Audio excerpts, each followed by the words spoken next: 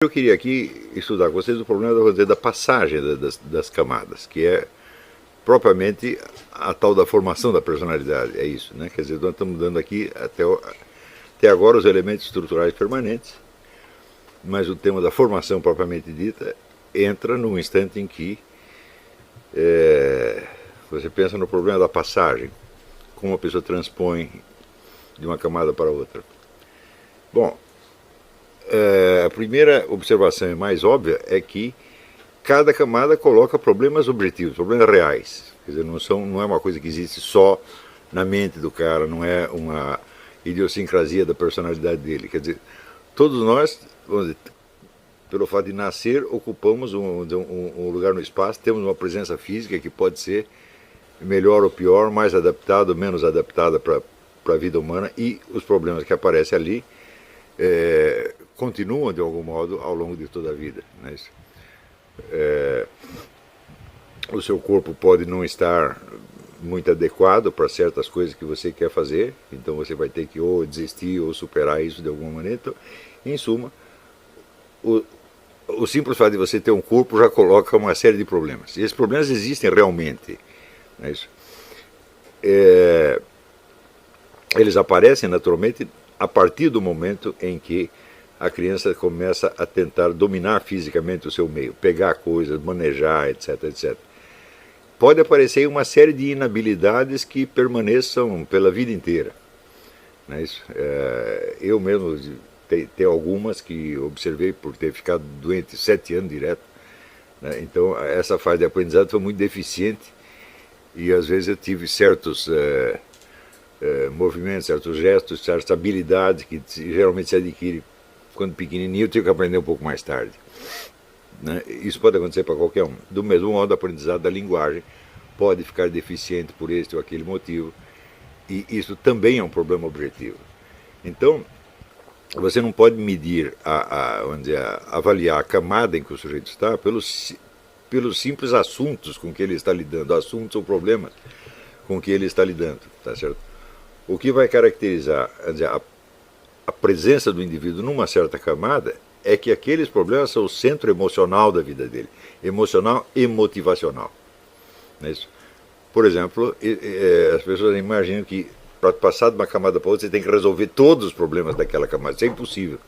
Eles sempre permanecem. Não é isso? Então, permanece o problema e permanecem carências. Elas podem permanecer pela vida inteira, tá certo? Só que se a camada foi transposta no tempo devido e da maneira devida, isso não será o centro emocional da pessoa. Será apenas um problema que ele tem que resolver, entre outros. Isso, inclusive, vale, vamos dizer, para carências tremendas, carências importantes. Vamos supor, por exemplo, a pessoa que não alcançou a satisfação amorosa no tempo devido e que pode chegar aos 70, 80 anos com esse mesmo problema. Só que é o tal negócio. A época de resolver isso já passou de algum modo e a vida continua e a pessoa vai ter que se adaptar às camadas seguintes. Então isso não será mais o centro emocional da pessoa, ainda que aquela deficiência continue doendo pela vida inteira. Isso quer dizer, às vezes quando a gente explica a teoria das camadas, a pessoa pensa que essas necessidades têm que ser satisfeitas no tempo devido, ou essas habilidades têm que ser conquistadas no tempo devido, para que se passe de uma camada a outra. Mas o que caracteriza a camada é justamente o fato dela ser o centro motivacional. É o que o sujeito está buscando. E é importante ver que ele não está buscando isso de maneira consciente, como um alvo, uma meta declarada. Ele está procurando isso porque lhe parece natural ser assim e ele pensa que todo mundo está buscando a mesma coisa.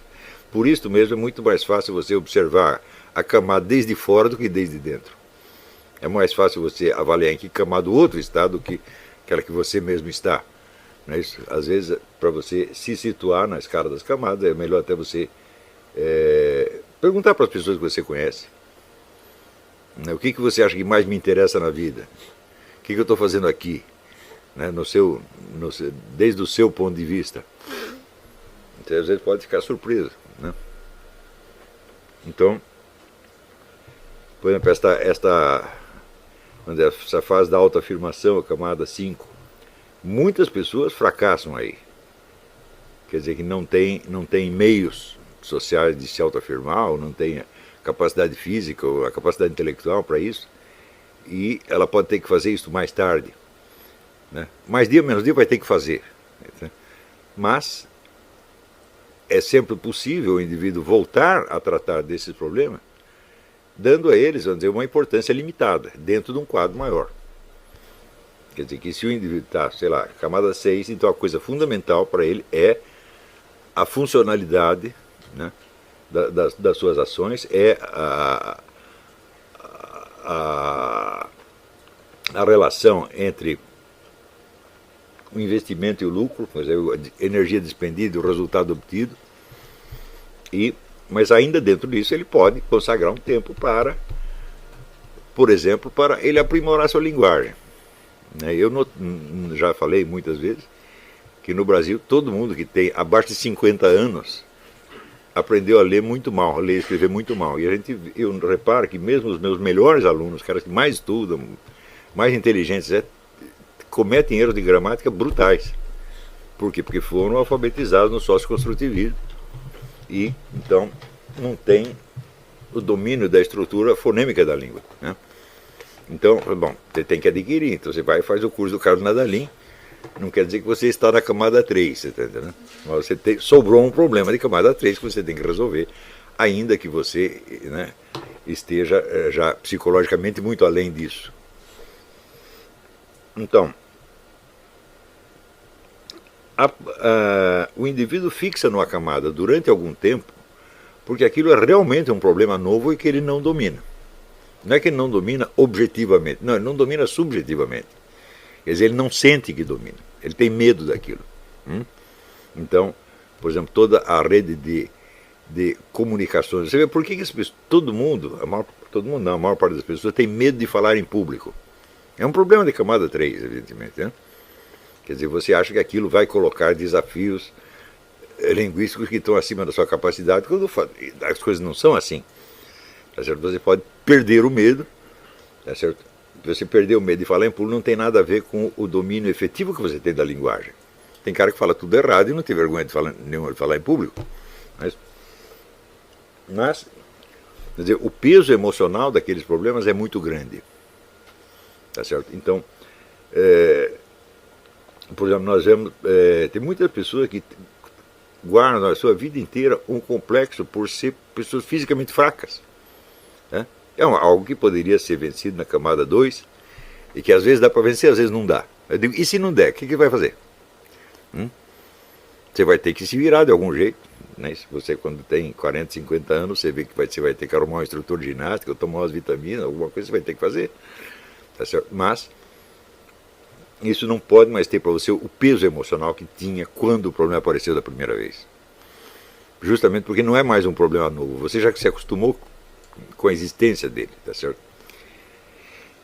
Bom, então esse é o motivo pelo qual as pessoas passam pela camada por cada camada durante algum tempo, tá certo? E agora, se você perguntar por que elas fixam ali, por que às vezes não sai da camada, por que às vezes não transpõe, não é isso? Bom,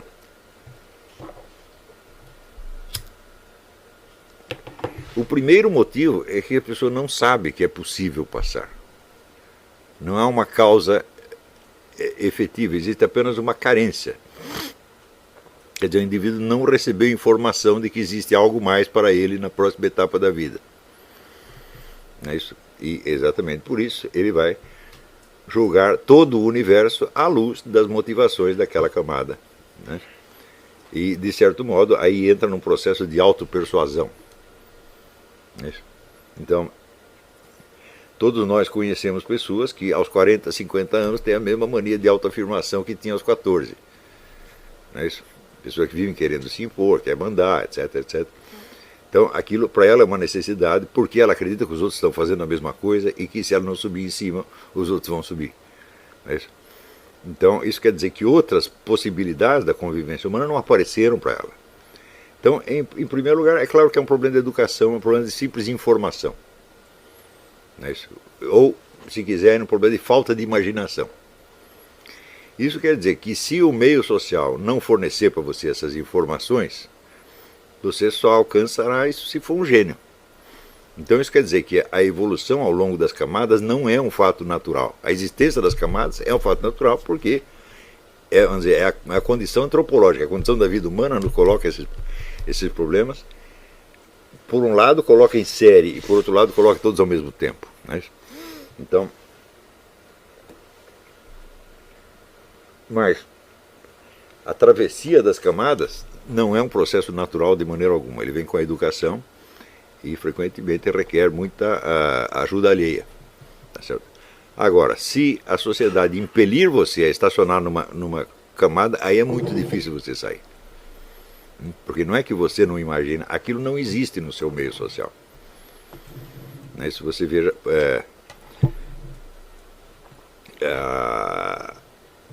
eu reparo, por exemplo, que quando o Pedro colocou no YouTube aquele vídeo dele matando urso, né, o número de pessoas que ficaram absolutamente horrorizadas, né, foi muito grande. Então são pessoas que têm medo dessas coisas. Elas têm medo de uma arma de fogo. Eu também tenho medo de arma de fogo, mas só por um dos lados. Se eu estiver do lado do cabo, eu não tenho medo nenhum. Mas se estiver do lado do cano, não é um problema. Eu já passei por essas duas situações, eu sei a diferença, é brutal. Né? Mas, em geral, as pessoas têm medo da arma em si. Né? Então, o que é isso aí? Essa é uma aspiração de camada 4, aquela proteção uterina. Nada vai lhe acontecer, você está sob a proteção de Deus, do governo, da polícia, do papai, da mamãe.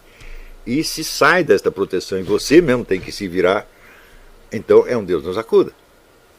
Essas são pessoas que não imaginam uma situação na qual a segurança do ambiente depende delas apenas.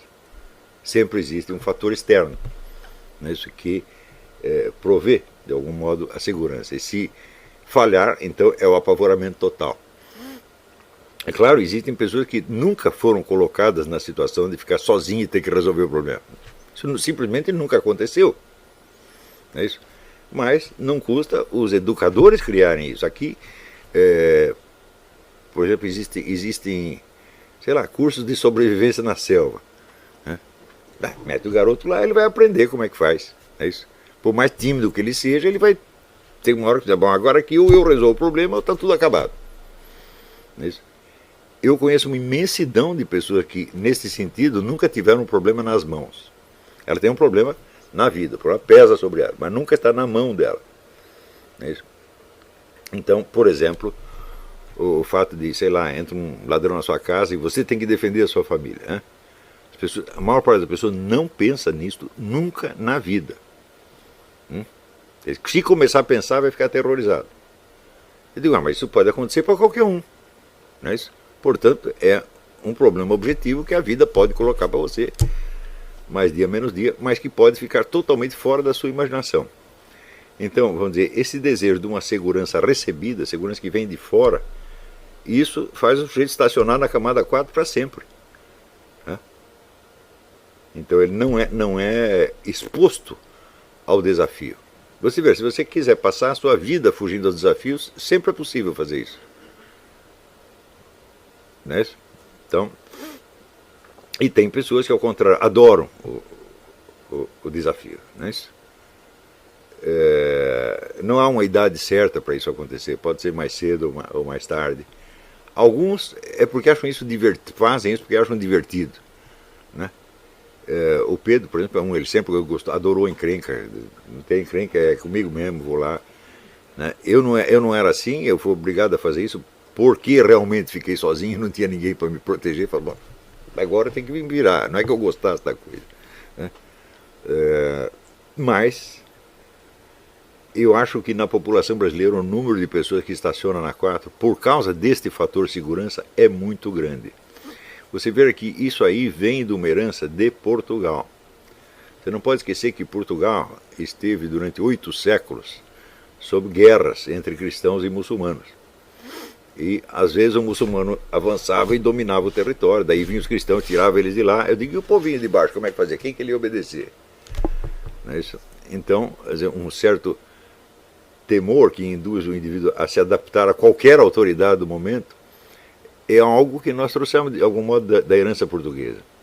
Né? O respeito excessivo pelo governo, né? A famosa cena do Vidas Secas, em que o Fabiano encontra o soldado que tinha agredido ele, e ele depois encontra o soldado sozinho, o soldado é metade do tamanho dele, mas ele vê que o soldado está fardado, ele pensa, olha aí, governo é governo.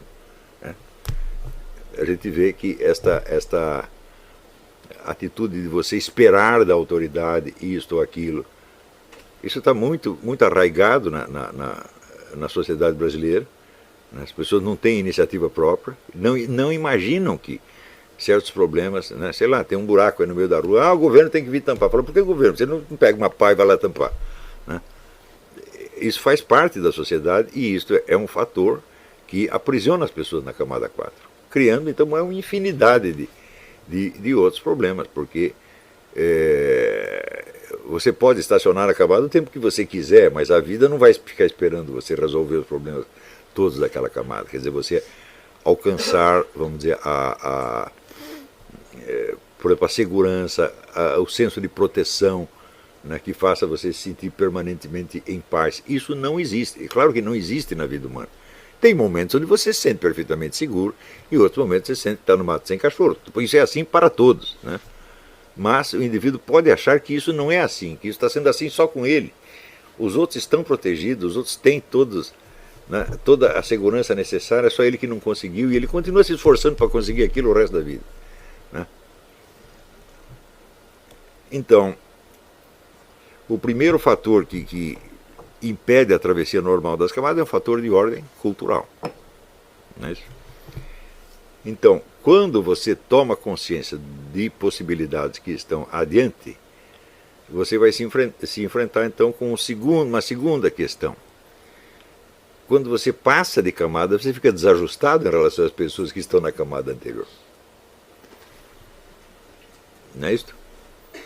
Se você está, por exemplo, no país dos coitadinhos, onde está todo mundo procurando proteção, e você decide você mesmo se virar e fazer acontecer, você vai ser considerado um chato, agressivo, perigoso. É isso. E daí é aquele negócio, não vão te chamar mais de meu fofinho. Né? Então, isto é uma pressão tremenda sobre a psique e é um tremendo desestímulo. Não é isso? Em outros casos, você pode ter, vamos dizer, na adequação à camada 6, os problemas que surgem na sociedade brasileira são tremendos. Eu me lembro, por exemplo, quando eu entrei no jornalismo, eu era muito novinho, e eu sempre cheguei atrasado em tudo. Eu entrei na vida, o Milor Fernandes que dizia assim, Milor Fernandes nasceu no Rio de Janeiro aos 8 anos de idade. Né? Mas no meu caso é verdade, eu nasci aos 8 anos de idade mesmo. Até lá eu era um bebê, não sabia de coisa nenhuma. Né? Então às vezes eu fico sabendo das coisas um pouco tarde. Então quando eu fui trabalhar no jornalismo, eu não tinha dificuldade com a língua, porque eu dominava a língua portuguesa, melhor até do que os colegas, isso aí não era problema. Só que eu não sabia nada da vida, não tinha malícia, não tinha nada. E aos poucos eu fui percebendo que havia um estímulo à desonestidade e à ineficiência. A ideia ali era a seguinte, trabalhar o mínimo possível e tentar ganhar o máximo de dinheiro. Isso era ética da profissão jornalística na época que eu entrei. Não sei como está hoje, mas eu não acredito que tenha mudado muito. Então, por exemplo, se o jornal manda você fazer uma viagem, você tem a obrigação de superfaturar as despesas, porque senão você está sacaneando os seus colegas. Se você põe uma despesa a menos, né, exatinha, então eles vão cobrar a mesma coisa do próximo, então você está sacaneando os colegas. Então você tem uma dupla lealdade. Você tem a lealdade com a empresa e o emprego e você tem outra lealdade com os colegas. Isso é uma fonte de problemas que não acabava mais e, evidentemente, um fator que impedia as pessoas de se encaixar direito na camada 6 e se tornar profissionais de alguma coisa. Porque você tem... Aí sempre entra aquele elemento da sociologia do Alexander Zinoviev. Ele diz, em qualquer empresa ou organização que você esteja, você vai ter que ter duas séries diferentes de habilidades. A primeira é a habilidade de fazer aquilo que o emprego exige. Por exemplo, você é motorista numa frota de táxi, bom, supõe que você saiba dirigir um automóvel, que você conheça o mapa da cidade, etc, etc. E, em segundo lugar, existe a tecnologia da sobrevivência dentro da própria empresa. Como tratar com os chefes, como... Tá entendendo? Em geral, essas duas coisas, essas duas séries de habilidades, elas convergem. Mas e quando divergem? Quando divergem, significa que a conquista de uma atitude racional e produtiva perante a vida se torna impossível. A não ser que você seja um gênio, você tem uma inteligência a mais e você inventa, então, uma adaptação. Não é isso? Em primeiro lugar, porque você não vai ter o modelo da eficiência. Né? Você vê que está numa situação onde todo mundo está enganando todo mundo, não para fazer o serviço, mas precisamente para não fazê-lo. Não é isso? Você vê que isso também não acontece só no jornalismo. Eu aprendi ali, mas você vê isso um pouco em toda parte na sociedade brasileira. Né? Então é claro que numa situação assim todos saem perdendo, não é isso? E há um senso geral de frustração, de derrota, de humilhação, etc, etc, que não vai passar nunca. Não é isso?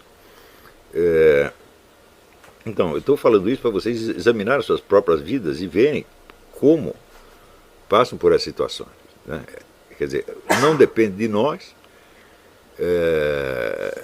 escolher a sociedade dos nossos sonhos. Nós estamos na sociedade em que estamos, e mesmo que você mude, bom, você vai, algo da sociedade anterior você vai trazer e vai ter novos problemas de adaptação na nova sociedade onde você está. Então, os problemas estão sempre aí. E aonde você for mudar, cada mudança sua vai criar uma desaculturação. Quer dizer, você vai ter que sair de um meio cultural. Sair, pelo menos mentalmente. Não depender mais do julgamento daquelas pessoas. Isso que pode criar uma situação conflitiva ou uma situação de camuflagem, onde você vai agir de uma outra maneira que você entendeu que é necessário, mas você vai ter que camuflar, dá a impressão que você está fazendo outra coisa. Não é isso? Então, por exemplo, no Brasil, se você adquire muita cultura, você é obrigado a fingir que não tem cultura nenhuma, senão você não é aceito no meio. É um problema. Quer dizer, a passagem de camada a camada já é problemática. Cada camada tem os seus problemas, a passagem tem os seus problemas, e a recusa de sair da camada cria outros problemas ainda, que vão exigindo recursos mentais cada vez mais complexos. Não é isso? Então nós vemos que os grandes problemas da formação da personalidade ao longo do tempo não estão na personalidade, né? Estão nos recursos cognitivos de que ela dispõe, e os recursos cognitivos e meios de ação que dispõe na sociedade, tá certo? Então, o que quer dizer que significa que nós passamos de uma esfera de psicologia para de psicologia social, ou de sociologia, ou até de antropologia, se quiser. Então, o que também, né, nos ilustra o fato de que todos nós, independentemente de qual camada nós estamos, nós sofremos o impacto da camada 11. Eu estava explicando isso ontem. Todos nós estamos dentro da história, dentro da sociedade, e tem fatores enormemente vastos que nós podemos não enxergar, mas que estão presentes na nossa vida, né? Hoje mesmo eu estava comentando a história do pai dela. O pai dela ia ser nomeado para um cargo pelo Getúlio Vargas. Então ele se arrumou todo tal, para ir no gabinete do presidente. Parou para tomar um cafezinho, daí no rádio estava anunciando que o Getúlio Vargas tinha se suicidado. Coisa horrorosa. O cara voltou para casa. Não. Então você vê um cidadão comum cuja vida foi tremendamente atrapalhada. Por que o homem suicidou? Falou, bom, para explicar o suicídio dele você precisa conhecer a história brasileira inteira. E todos nós estamos sujeitos a isso. E por isso mesmo, não existe um limite entre a tal da psicologia e a psicologia social. Eu sugiro que vocês leiam o livro do Meira Pena, que chama Psicologia do Subdesenvolvimento. O Meira Pena depois reformou o livro e botou o título de Em Berço Esplêndido, triplicou o tamanho do livro. Eu acho que estragou, porque misturou outros assuntos, ficou mais confuso. Então, se acharem a primeira edição da Psicologia do Subdesenvolvimento, é uma série de perfis de situações existenciais vividas pelo brasileiro no dia a dia, né?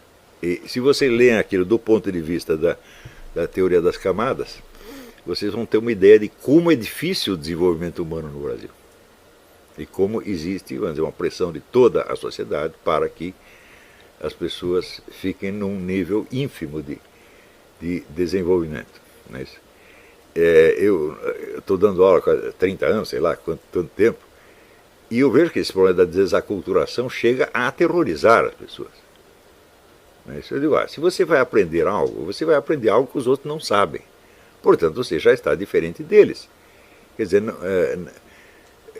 Hugo São Vítor dizia, não é possível ensinar nada a um aluno que tem saudade da cabaninha onde ele nasceu. Então, se você vai aprender, você está se desaculturando, você já está num outro meio social e não é possível você conservar os mesmos amigos de sempre, porque amigos são aqueles que querem o que você quer e rejeitam o que você rejeita. Se você aprendeu, você passou a querer outras coisas, então automaticamente você está fora daquele meio. Mas por que conservá-lo? Pela dificuldade de pular da camada 4 para 5. Eu preciso do reconforto, do apoio dos meus amigos, preciso que todo mundo goste de mim, tá certo? Ou, ao contrário, eu vejo até algum encanto em eu ficar sozinho e ter que vencer as coisas por mim mesmo. Quer dizer, estou na 4 ou estou na 5. Né? Então, esta recusa de passar, de mudar de camada, ela é, por sua vez, um efeito do estacionamento das pessoas na camada 4. Então, entende? Essas coisas elas vão se complicando, ao ponto de se tornar insolúveis. Né? Então, eu às vezes pergunto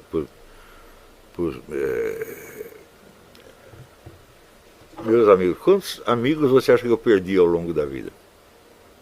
Milhares e milhares e milhares. Não dá para contar. Você está entendendo? Porque o percurso da sua evolução interior você percorre sozinho. Existem pessoas que percorrem as mesmas etapas e podem mais ou menos entender o que está acontecendo com você. Os outros não vão entender. Né? Se você encontra, por exemplo, um amigo e ele nota que você tem algo a mais que não tinha antes, ele pode querer ter também. Mas ele pode se sentir intimidado e rejeitar você. Isso é inteiramente normal. Quer dizer, o próprio termo desaculturação, vocês procurem qualquer manual de sociologia, antropologia, psicologia social, vocês vão ver que a desaculturação é um fenômeno constante. Quer dizer, nós estamos a toda hora abandonando quadros de referência culturais e adquirindo outros. Então, você imagina se é possível, por exemplo, né, o sujeito, o garoto que saiu da escola primária e entrou no ginásio e ele quer conservar a mesma referência dos amiguinhos com que ele, sei lá, brincava de montar casinha quando era pequeno. Não é simples, não é possível. Né? Também não é possível esperar que todas as pessoas evoluam junto conosco. Né? Então, mas eu vejo que na sociedade brasileira isso assume as dimensões de uma tragédia. Né? Também o fato de que as pessoas, os jovens esperam que seus pais os compreendam. Né? Pois ele começa a assistir a minha aula, adquirir umas outras ideias, etc. Ele lá quer convencer o pai e a mãe. Eu digo, mas escuta, mas você é um gênio da pedagogia. Né? Você mal está aprendendo o negócio. Né? E você já quer ensinar para uma pessoa que tem o dobro da sua idade. Né? E que não tem base nenhuma para aprender isso. Para fazer isso, eu teria dificuldade para fazer. Se você trouxer seu pai e sua mãe aqui, eu vou ter dificuldade para ensinar eles. Agora você quer ensinar? Né? Então, você querer que todo mundo acompanhe a sua evolução é uma reação de camada 4. E realmente não é possível você crescer existencialmente, psicologicamente, intelectualmente, sem você abandonar pessoas para trás. Né? O desejo de não sair daquele meio afetivo inicial, ele não é só um fator sociológico, ele entra dentro da pessoa e faz com que ela se apegue a emoções rotineiras, né? E queira repeti-las eternamente em vez de se abrir a novas. Então, isso quer dizer que aí você cria uma especial relação com o passado, é que o passado não passa. Né? E quando o passado não passa, você está com um sintoma igualzinho de se tivesse maconhado, porque a maconha cria isso, a maconha faz o sujeito vivenciar o passado como se fosse presente. Então o tempo não passa. O problema é que ele teve 30 anos atrás, para ele ainda estão doendo. Aposto que tem um outro lá que nem lembra. Né? Você vê, o Lula, quando ele fala da infância dele de menino pobre no Nordeste, ele chora. Né? Agora, às vezes eu penso isso, eu estudei o negócio do Stanislavski, né? Então tento me colocar na posição do sujeito, imaginar eu chorando de dó dos meus sofrimentos na infância, né? Eu simplesmente não consigo, eu não sei o que é isso. Eu posso tentar imitar, mas não é uma coisa real para mim. Por quê? Porque depois disso eu tive problemas tão maiores, né, que aparentemente o Lula não teve. Mas... Então, o apego a um meio social e ao apoio desse meio social é também o apego ao seu passado. E não tem coisa mais neurotizante do que o apego ao passado. Né? Na Bíblia está escrito assim, o que passou morreu. Portanto, vamos dizer, isso é uma lei universal, isso foi Deus que decretou. Né? Não tem volta. Né? E se não tem volta, não pode ter o peso atual que tinha no instante que aconteceu.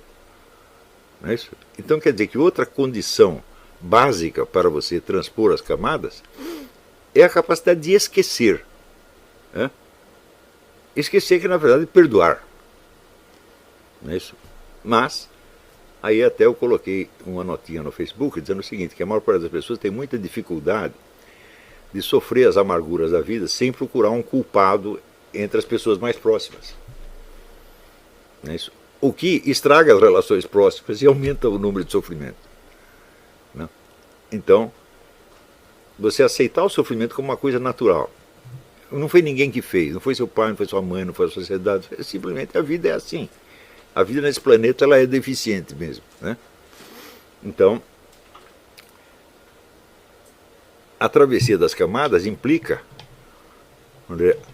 a adoção de uma atitude dinâmica e criadora em relação ao seu passado. Quer dizer, cada ato seu do presente modifica o significado que o passado tem para você. E vamos dizer, essa é uma tecnologia absolutamente fundamental para a formação da personalidade. Né? Isso quer dizer, você não precisa apagar tudo da sua memória. Quando eu digo esquecimento, é o esquecimento afetivo, não o esquecimento intelectual. Né? Você fazer com que certas experiências vividas no passado comecem a significar outra coisa para você, porque você tomou novas atitudes com relação ao presente. Então, aquela lembrança começa a atuar em você de uma outra maneira. Então, você está permanentemente, vamos dizer, mudando a sua consciência do passado e, de preferência, atenuando o peso que ela teve. Você vai passando isso da esfera, vamos dizer, emocional para uma esfera mais intelectual. Sem isso, simplesmente não é possível passar de camada nenhuma para camada nenhuma. Não é isso? Mas precisa ver também que existe o estímulo do meio social para isso. Não é isso?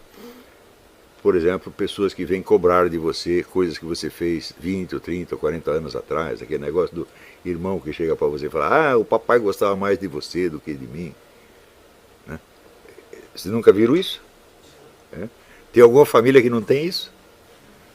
Então, isso é um elemento regressivo, tá certo? E a resposta mais certa é, olha, eu não lembro. Eu não sei. Não é isso? Então, ou, vamos dizer, pessoas que você ofendeu ou magoou no passado, se isso te pesa, você tem que se livrar disso o mais rápido possível. Faça alguma coisa. Existem coisas que você não pode consertar mais. Né? Mas o peso emocional delas tem de mudar. Por exemplo, uma vez um sujeito me deu, um médico em São Paulo me deu os originais de um livro para eu corrigir para ele, fazer uma edição de texto. E eu perdi o raio do original. E o autor já morreu. Isso não tem conserto nunca mais.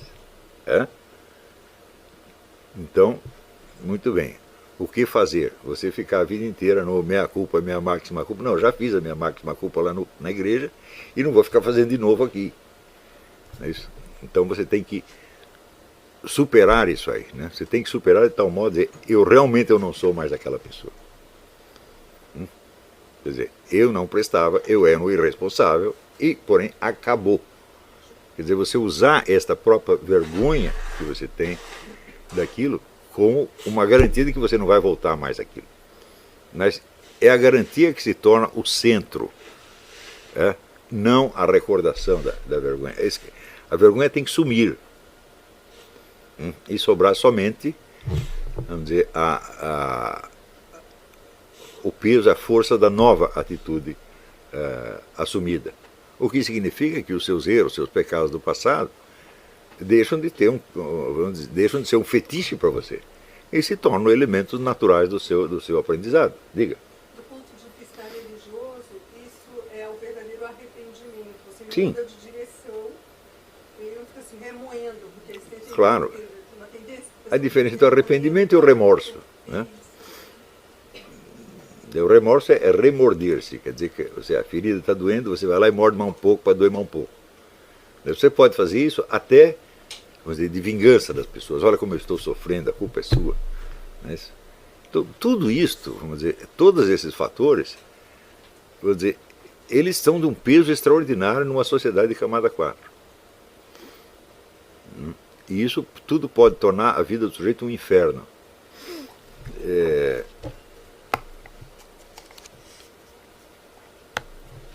Também você veja,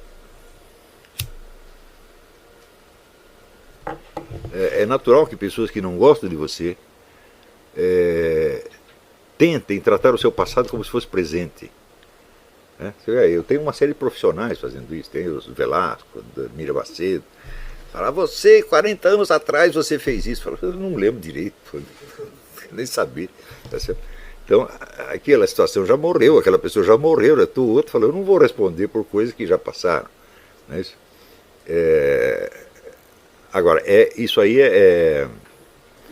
algumas pessoas trazem o seu passado de volta porque é o passado delas também. Elas querem uma compensação emocional. O caso do irmão que diz que papai gostava mais de você do que de mim. E tem outras pessoas que já fazem sacanagem mesmo, entende? Para tentar neutralizar os efeitos da sua evolução e fazer você voltar a uma situação que, se você não puder resolver na ocasião, muito menos pode resolver agora. Não é isso? Então, tudo isso, vamos dizer, é muito comum, e eu nunca estranhei que aparecessem pessoas fazendo isso com a minha vida. Por quê? Porque é uma sociedade de camada 4. Né? E os indivíduos realmente eles acham que me falando de coisa do meu passado, eles vão acabar comigo. Vão tirar minha segurança, etc, etc. Eles acreditam realmente nisso. Por quê? Porque eles são assim. Então, é a ideia, vamos dizer, a ideia maligna da justificação da vida. Nenhuma vida humana é justificável. Isso é importante você entender isso. Só Deus pode te justificar. Agora, se você quer provar que você sempre esteve certo em tudo, que você nunca fez o mal para ninguém, que você sempre foi a vítima das circunstâncias, você se prendeu na camada 4 para sempre. Está entendendo? Então, qual é a justificação que você tem para aquilo que você fez 40 anos atrás? Não tem justificação nenhuma.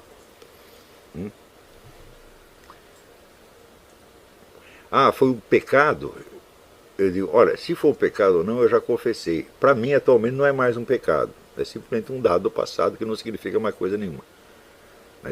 Então, não se justificar. Isso aqui é básico para você transpor camada a camada. Não interessa se eu estive certo ou errado naquelas coisas que eu fiz no passado. Não interessa mesmo. Porque eu não tenho o poder de retroagir o passado. Não é o exterminador do futuro que volta para o seu passado para consertar. Tá certo? Então, colocar as pessoas dentro de um circuito tipo exterminador do futuro é a melhor maneira de destruí-las, psicologicamente. Quer dizer, fazer com que o indivíduo tente justificar ou recalchutar o seu passado para ele poder ter uma segurança no presente. Você não pode cair, mas note bem, na sociedade brasileira isso é uma coisa absolutamente constante. Então, você imagina então, por exemplo, pessoas que escrevem livros de memória para tentar dar um sentido ao que não teve sentido algum. eu tenho certeza absoluta que eu não posso escrever um livro de memórias, porque aconteceu coisa demais. Eu não vou conseguir lembrar, né? Nem com a ajuda dos Velásquez, etc., eu vou conseguir, porque eles ficam juntando documentos, falam, não, que juntar tudo aqui, eu falei, ainda está faltando coisa que você nem imagina. Então eu posso escrever talvez recordações de episódios, né? Um aqui, outro ali, outro ali. Sem a tentativa de eu olhar a minha vida inteira e criar um perfil. Essa ideia do perfil, que é então seria a justificação integral da vida. Você vê que quem entra nisso, se quer um exemplo disso aí, é as memórias do Jean-Jacques Rousseau. O indivíduo que está tentando se justificar perante o mundo e mostrar que ele era melhor do que as pessoas pensaram. É um dos livros mais deploráveis que alguém já escreveu, porque é uma coitadice que não termina mais. Chega a um ponto que ele diz, as pessoas não entendem que eu sou o melhor coração que existia na Europa. Jean-Jacques Rousseau. Então, o Rousseau é uma espécie de antimodelo do desenvolvimento humano. É um cara que nunca cresceu, embora fosse um homem de gênio. Esse é um camada 4 cruz, tá vendo? Se você quiser um modelo, tá lá. E o que o mantém preso nessa camada é o desejo da autojustificação. Então, você aceitar, vamos dizer, a condição humana, que todos nós carregamos um certo número de culpas, e se todos nós carregamos as culpas, então não há porquê você ficar apontando as pessoas, você fez isso no passado, e nem para você apontar a si mesmo, e nem para os outros apontar você. Quer dizer, essa está na Bíblia, o que passou morreu mesmo, né? É uma coisa que só existe agora no plano da eternidade. Ou seja, todos os momentos que passaram, eles morreram, mas eles não se transformaram num nada, porque tudo aquilo que entrou na esfera da existência, por um segundo que fosse, não pode voltar ao nada. É um dado do passado e esse dado não muda mais, objetivamente falando, tá certo? Mas onde ele existe? Só na eternidade. Quer dizer, só Deus lembra disso. Então, para Deus, a eternidade, os tempos que passaram, são para ele como se fosse um mapa que estivesse na mesa, ele está vendo tudo ao mesmo tempo. E nós não vivemos assim. Não é isso? Então, o julgamento do seu passado deve ser transferido para Deus, e para Deus somente, porque só Ele sabe tudo. Ele sabe todos os passos da sua vida, inclusive alguns que você não sabe. Não é isso? Então, quem tem que julgar é Ele. E daí a finalidade, vamos dizer, do rito da igreja, a confissão e a comunhão, que é para zerar tudo. Né? Agora, você zera perante Deus, Ele zera. Né? Faz com que o acontecido fosse como se não tivesse acontecido. Porém, a memória dos outros seres humanos não é Deus. Para eles aquilo pode estar lá, presente, e às vezes nunca passa. Uma ofensa feita 30, 40 anos atrás pode continuar doendo, se for um maconheiro ou um camada 4 crônico, ele vai sempre se lembrar daquilo. Né? E também, vamos dizer, isso produz uma outra distorção, que é a crença de que os episódios da vida alheia que são importantes são aqueles mesmos que foram importantes para você.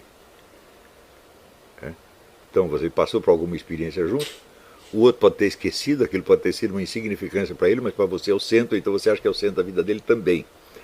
Então isso cria uma impossibilidade de compreensão da psicologia alheia. Não é isso?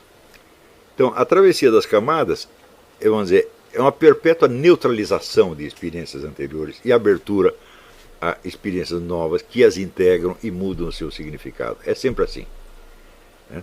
Então, só que às vezes dá dó, porque aquilo que te custou tanto aprendizado, sofri tanto para aprender isso, né? O garoto que na escola ele se mostrou que ele sempre era o primeiro da classe, era o fortão, era o cara que pegava todas as garotas, etc, etc. De repente ele vai num emprego onde ele é o Zé Ninguém. Ninguém está querendo saber das suas glórias, tá certo? Ele vai tentar se apegar àquilo, em vez de se adaptar. Não é isso?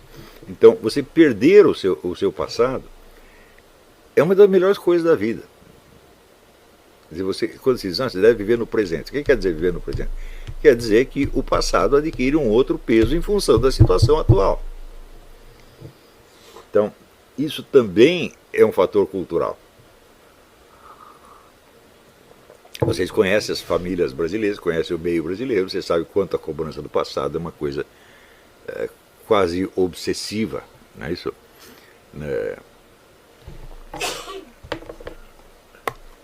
No Brasil, só que essa cobrança pode vir de fora, mas ela é introjetada.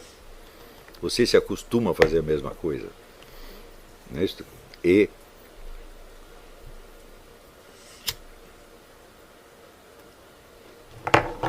este permanente remordimento, ele impede o verdadeiro arrependimento.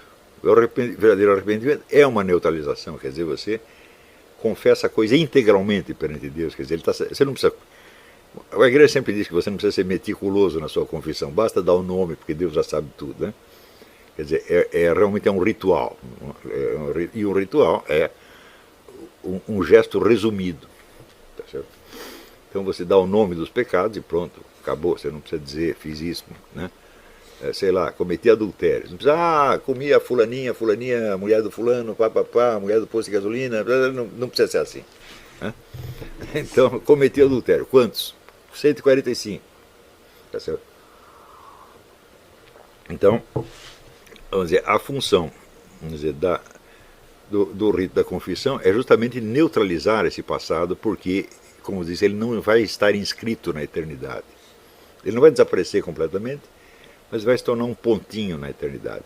Então, a noção, se as pessoas não têm a noção do que é o perdão divino, elas nunca vão mudar de camada. Né? E o perdão divino é um negócio realmente total. Acabou. Levou um tempo para eu entender isso. Eu digo, peraí, eu fui absolvido, mas eu continuo com aquele negócio. Então você ainda não entendeu que você foi absolvido. E eu não creio que o nosso clero esteja muito habilitado a ensinar isso. Fala, não, se você foi absolvido, a coisa realmente sumiu. Existem os efeitos materiais que permanecem. Mas os efeitos espirituais foram neutralizados. Então, assim, você matou uma pessoa. Você confessou, fez a penitência, comungou. Isso não será cobrado de você na eternidade. Portanto, isso não se incorpora na sua personalidade final. Na hora que fecha o seu caixão, eu no telcam lui-même enfant l'éternité l'échange, isso não vai estar lá. O seu perfil definitivo não contém isso. Agora, pode ter deixado marcas, né? Bom, você foi perdoado, mas não quer dizer que você não vai ter que cumprir pena. Mas o cumprir pena é aceito de uma outra maneira, se você souber se você entender o que é o efeito do perdão divino. Né? Então, do mesmo modo, vamos dizer, todos os efeitos que ficaram das nossas ações anteriores, ainda que eles permaneçam materialmente e lhe deem trabalho no presente, não é isso? Você vai ter que modificá-los de algum modo.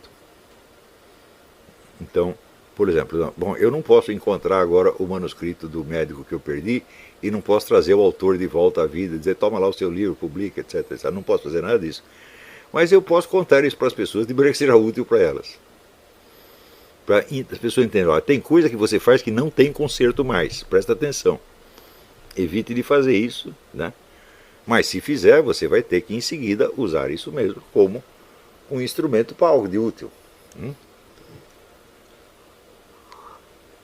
Está entendendo? Então, a passagem de camada a camada depende, então, em primeiro lugar, de uma informação. Quer dizer, você saber e conseguir imaginar concretamente que existem outras possibilidades, outras experiências possíveis. Tá certo? Existe a possibilidade de um crescimento espiritual, por assim dizer. Isso se a sociedade não te dá, bom, você pode obter por outros meios. Não é isso? Mas, se não foi a própria sociedade que te deu, é porque ela não conhece aquilo. E você, na hora que você quiser absorver essas possibilidades novas, você vai se desaculturar, você vai entrar em choque com o meio. E muito provavelmente você vai ter que abandonar aquele meio social, que é a melhor coisa a fazer nesses casos. Aí também é o exemplo bíblico da história de Abraão, tem um conflito com o pai, ele diz, olha, você é meu pai, eu não posso te desrespeitar, né? Mas para não desrespeitar o que eu faço? Eu pego minhas malas e vou embora. Vou para outro lugar. Então, quer dizer que você preserva a relação, vamos dizer, emocional, na medida em que se afasta fisicamente da pessoa. A não ser que, bom, tem pessoa que tem casca grossa, consegue continuar convivendo e não ligar, mas eu não recomendo muito isso. Né? Então, isso quer dizer, muitas vezes você vai ter que abandonar pessoas. Não é isso? E